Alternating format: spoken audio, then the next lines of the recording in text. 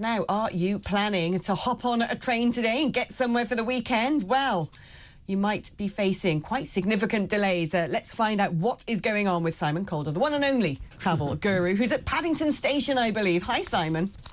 Yes, good morning to you. Exactly as you say, things not going particularly well for travellers yet again.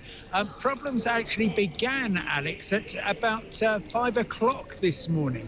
The issue is a communications network called GSM-R, stands for Global Mobile System for Communications for the Railway, and it's a dedicated network, so they don't use just ordinary mobiles.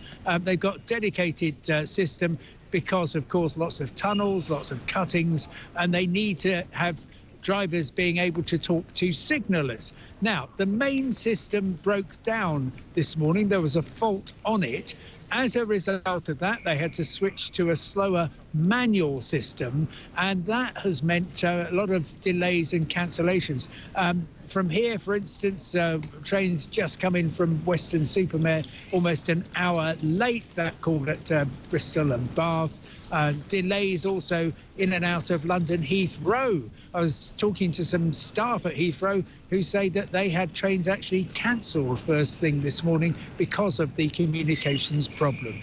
And elsewhere, Waterloo Station, very hard hit, as are passengers on the southeastern line going from London out to Kent. And yes, it is very London-centric, but that's because there's far more commuters in the capital than there are anywhere else. Any parts of the country that are particularly badly affected today? Well, it would be on the main lines. So, for instance, Thameslink, the great spine which runs from Brighton via Gatwick through the centre of London and then out to Cambridge, to Bedford and to Peterborough. That's got problems on it. It also shares the line, most of it, with the Gatwick Express. They've had delays there. But it can sort of pop up anywhere. ScotRail had problems earlier, and actually something else which is causing lots of problems right now is a fallen tree between Wakefield, Westgate and Leeds. And so if the telecommunications system doesn't get you, then you might find that a simple old tree does instead. Is there any suggestion that this telecommunications problem can be resolved at some point and we'll get back to business as usual? Is this going to be quite a big fix? Right, OK, great question. Things are getting better. I think we're now at the kind of knock-on effects stage. So, for instance, the train which came in an hour late here, clearly that's going to disrupt things going in the opposite direction.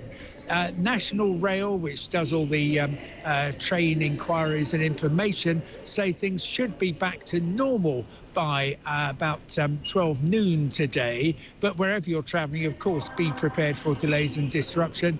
We've got a storm coming along as well. That could cause more problems. And anyway, because of so many people going to so many Christmas events, the railways are going to be really busy this weekend. Yeah, I could have done with you yesterday, Simon. Do you know, I was supposed to be going to this wonderful event.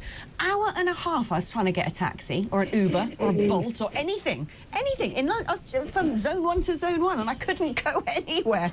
I needed my travel guru at that moment in time. Simon... Well, okay, I could have given you a lift on my bike. That's how I get around. It's the only way give to me travel. a croggy. That would be nice. Bicycle made for